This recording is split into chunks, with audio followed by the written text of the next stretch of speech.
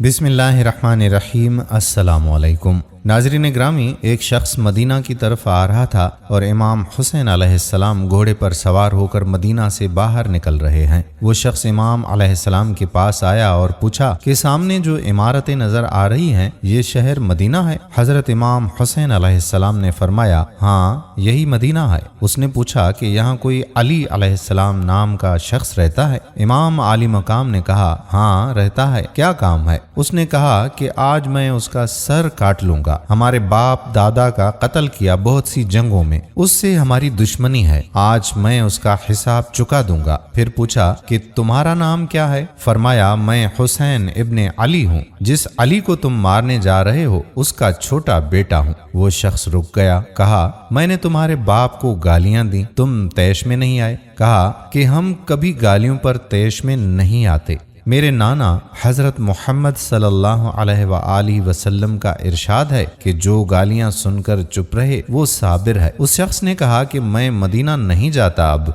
इमाम आली मकाम ने कहा कि जरूर जा, मगर पहले मुझे ये बता कि क्या किसी से लड़कर आया है, गुस्सा है, कोई परेशानी है और भूखा है तो चल मैं तुझे खाना खिला दूं। घरेलू परेशानी है तो उसे हल कर दूं। उसने कहा कि इसी वादे पर आया हूं कि अगर अली अलैहिस्सलाम को मारूंगा तो खजाने से इनाम मिलेगा। इमाम आली मकाम ने कहा कि अभी खड़े खड़े तेरे हिस्से का दे दूं? उसने कहा कि अभी कैसे दोगे? इमाम आली मकाम ने आसमान की तरफ देखकर कहा कि देख, वो चील तेरे हिस्से की थैली लेकर आ रही है। चील करीब आई और थैली उसके सामने फेंक दी। उसने उठाकर जो खोली तो सोने के सिक्कों से भरी हुई थी। सुभान अल्लाह।